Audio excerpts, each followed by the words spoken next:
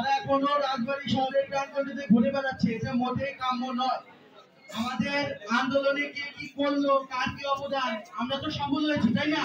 এখন যারা আমাদের বিপক্ষে ছিল তারা কেন পায়নি, এর জবাব প্রশাসনকে দিতে হবে এবং প্রশাসনকে আর পদক্ষেপ নিতে হবে। আমরা আন্দোলন করেছি, যখন আমরা আন্দোলন নেমেছি একটা বড় শক্তি 17 বছর একটা দল রাজনীতি করেছে, তাদের কি পরিমাণ ক্ষমতা আমরা জানি।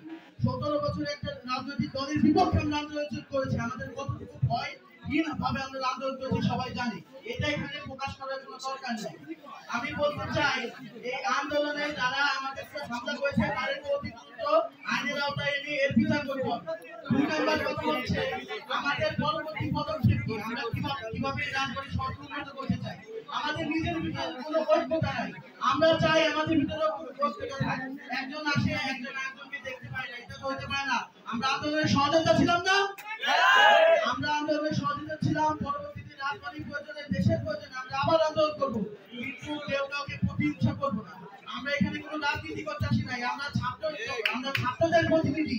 আমি বিশেষভাবে আমাদের যে প্ল্যাটফর্ম রাজবাড়ী সরকারি উচ্চ বিদ্যালয়, রাজবাড়ী বালিকা উচ্চ বিদ্যালয়, RDSS 23, RDSS 23 এই দুই ব্যাচ, এদের যে অবদান রাজবাড়ী এই আন্দোলনে, এটাকে অস্বীকার করতে পারবে না।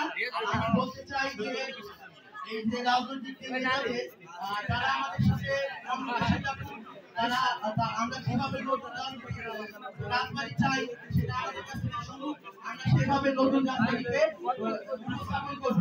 আমরা কোনো প্রতিষ্ঠানমূলক রাজনীতি চাই না, আমরা সুন্দর ও প্রতিষ্ঠিত রাজবাড়ী চাই। এই বলে আমি আমার বক্তব্য শেষ করছি। ঐক্যতা থাকতে হবে, ঐক্যতা না থাকলে কোনো কিছু সম্ভব না। ধন্যবাদ।